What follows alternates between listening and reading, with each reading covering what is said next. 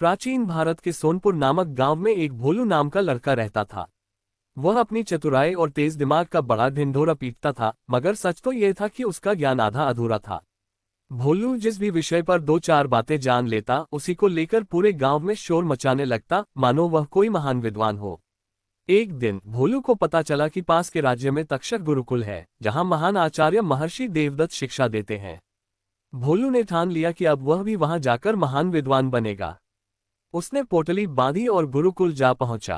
पहले ही दिन जब महर्षि देवदत्त वेदों की शिक्षा दे रहे थे, भोलू ने बीच में टोक दिया, आचार्यवर, आपका उच्चारण थोड़ा गलत लग रहा है।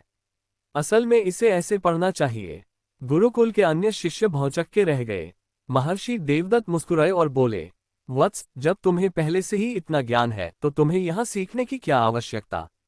भोलू अकड़कर बोला, गुरुदेव, ज्ञान तो मेरे पास पहले से है, बस इसे और निखारने आया हूँ।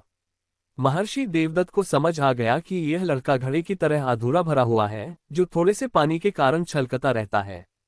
आचार्य ने भोलू को सबक सिखाने का मन बना लिया।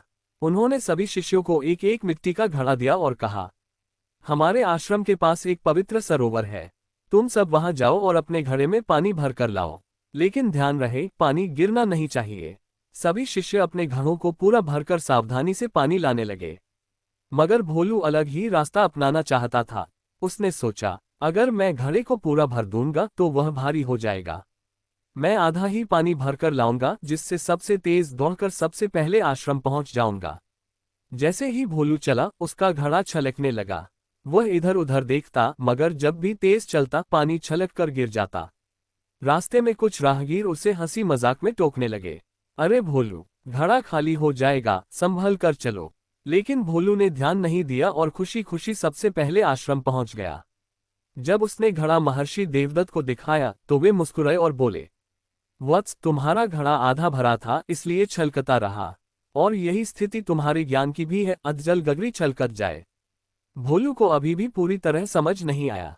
उसने सोचा, ये तो बस एक संयोग था, मैं तो फिर भी सबसे तेज था। महर्षि देवदत्त ने एक और परीक्षा ली।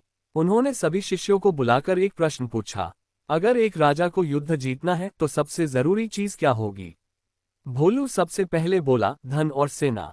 दूसरा शिष्य बोला, रणनीति और अनुभव। तीसरा बोला, राज्य की जनता का विश्वास। आचार्य देवदत्त ने मुस्कुराकर कहा, इन सभी उत्तरों में कुछ न कुछ सत्य है, लेकिन अधूरा ज्ञान हमेशा खतरे में डालता है। राजा को इन सब चीजों का संतुलन चाहिए, तभी वह सफल होगा। फिर उन्होंने भोलू से कहा, अगर कोई राजा सिर्फ धन इकट्ठा करे लेकिन सैनिकों को भोजन न दे तो क्या वह युद्ध जीत पाएगा। भोलू को अब समझ आया कि आधा ज्ञान ही उसकी सबसे बड़ी कमजोरी थी। उस दिन के बाद से भोलू ने घमंड छोड़ दिया और विनम्र होकर सीखना शुरू किया। अब वह बिना पूरी जानकारी लिए किसी विषय पर बोलता नहीं था।